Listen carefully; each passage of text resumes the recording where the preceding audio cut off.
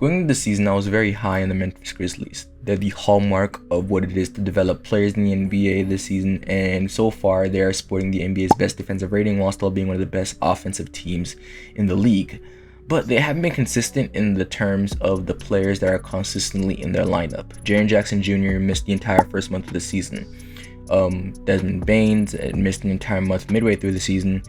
And Ja Morant, while he's been the healthiest of the Memphis Big Three, he still missed 7 to 8 games so far this season. So, a team that constantly has rotating lineups and hasn't had a steady starting lineup for the entire season until recently are the number 1 seed in the Western Conference on a 10-game winning streak. How? Let's talk about it. So, the Memphis Grizzlies' success this season is a story of 3 parts: an all-out assault on the painted area and at the rim, an extremely stingy defense that forces a lot of turnovers that gets them out in the fast break for easy buckets, and some extremely amazing rebounding, or offensive rebounding I should say. So let's get into each parts of why this team is as good as they are. To start on the paint scoring, you can't talk about anybody other than Ja Morant. This season, Ja Morant is averaging 27.4 points per game, 5.8 rebounds, 7.9 assists, 1 steal, 46% shooting, 31% from 3. Early in the year, he was shooting a lot better from 3, but he's seen a very, very steep drop off. But that really hasn't affected this team's winning, so there isn't anything to worry about there. But this season, Ja Morant has simply been Ja Morant, the same guy you had last season in the MVP conversation, constantly giving you some amazing numbers, and again being one of the lead paint scorers in the NBA at a guard position. But then you add in the return of Jaren Jackson Jr., whose offensive game seemed to finally show a resurgence after, being a little bit off since his second year in the NBA. But this season, he's back up to shooting above 50% from the field and shooting 38% from 3, all while averaging 16.5 points per game, 6.8 rebounds, and, being a defensive player of the year candidate this season, averaging 3.2 blocks per game and literally being probably, I'm not going to lie, the most impactful defender in the NBA this season. And then you incorporate this with a big like Brandon Clark and Steven Adams that are extremely large bodies that are able to finish at the rim really well and be complete brick walls when they're setting screens, and you realize why this Memphis Grizzlies team is able to get so many clean looks at the rim and able to get so many layups and points in the paint this season. But this is not the only reason why their offense has been great this season, because they have what I think is an all-star this season in their shooting guard in Desmond Baines, who this season, starting out the year, was playing amazing, averaging 25 points per game on some record efficiency, but then got injured, and then it took maybe a couple of games for him to get back to where he was at the beginning of the year after coming back from his injury, but he's doing better now, and on the season, he's averaging 21 points per game, 5 rebounds, 4 assists on 44% shooting, and 42% from 3, all on 7.6 attempts. He is really this team's most viable shooting option. Of course, you have Jaren Jackson that's been great this year, and you have Tyus Jones and Sonny Alba, but really, majority of everybody else really isn't that crazy good shooting from the 3-point line this season, which is why the Memphis Grizzlies team is middle of the pack from the 3-point line. But they don't take too many. They know where their strengths are, and they stick to attacking the rim and putting pressure on teams, not really settling for too many jumpers.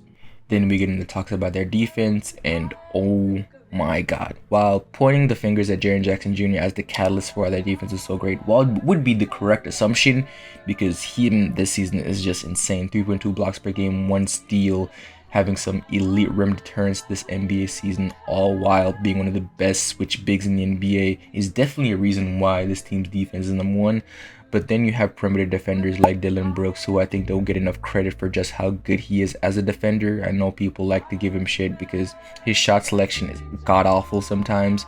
And he's one of those guys that never remembers a miss. He'll just take the same shot over and over again, no matter if he's missed 30 shots in the game. But his defense has truly been elite. Every single advanced metric defensively he touches turns to gold. And then, of course, Ja Morant hasn't been a slouch on the defensive end this season. While he's never been a stout defender ever in his career, sometimes you may even consider him a bad one. This year, he's been mostly average, and Desmond Baines has always been a positive defender, and then this roster is built around good defensive guards like Tyus Jones, and then good defensive bigs like a Brandon Clark anyway. So when you add a team with this type of defensive versatility, and then you all centered around Jaren Jackson Jr. and Dillon Brooks as, the point of attack defending, and then at the rim, there's no way this defense can't be as good as it is right now. And just to show you some numbers, just to justify just how good this defense has been this season, they're 4th in opponents' points in the paint this season, all while being 8th in opponents' 3-point percentage and number 1 in opponents' field goal percentage. They're stopping teams from hitting a lot of threes, all while stopping them at the rim at the same time too. They're forcing teams into a lot of long mid-range jumpers that don't go down. And their point of attack defense, they're just really good at loading up on the wings, making guys see multiple bodies and closing up driving lanes and forcing teams to, pass around the perimeter and settle for jump shots. And if they do try to force their way into the paint, they definitely do a good job of collapsing, knocking out passing lanes and getting a lot of steals and deflections that way. And then one of the last parts that make this team as good as it is the offensive rebounding, which is heavily carried by Steven Adams, who's averaging a whopping 5 offensive rebounds per game, which is absolutely insane. But then you have guys like Brandon Clark and Jaren Jackson Jr., who aren't slouches on that end. Jaren Jackson is having 2, and Brandon Clark averaging 1.5 in only 20 minutes a game on the court. Overall, this roster is a mix of some of the best point of attack defenders and defenders at the rim, and the offense is just working its way out as they build around John Morant and Desmond Baines as the lead guards in a very high-powered offensive system. So with how good this Memphis Grizzlies team is playing as of right now, they could be the team to come out the Western Conference. As of right now, there's not a better defense in the NBA, and while their offense doesn't compare to a team like the Pelicans or like a team like the Nuggets, I think that's the defense capabilities, and while still being a top 10 offense in the NBA, is more than enough to handle a lot of teams in the Western Conference. For a team that's been able to develop their talent as well as the Memphis Grizzlies have and stay under the radar even while being the 2nd seed last year and running into the eventual champions, losing to them in the playoffs, this team still finds a way to continuously grow, get better and better without adding anybody in free agency, mind you. At least any big stars in free agency, just continue to get better internally and come back the next season better than before. And I think this season is truly the year the Memphis Grizzlies do find a way to get to the conference finals, and who knows, maybe even make the NBA finals this year. But Memphis Grizzlies are a team that the NBA needs, or every single team in the NBA needs to take a look at, not just as an opponent or a team that you have to get through to reach the promised land, but just as a hallmark of consistency and ability to build through the draft and how to really do a successful rebuild and not just tank all the damn time for top picks and then not do anything with it. This team is exactly how you need to rebuild a team.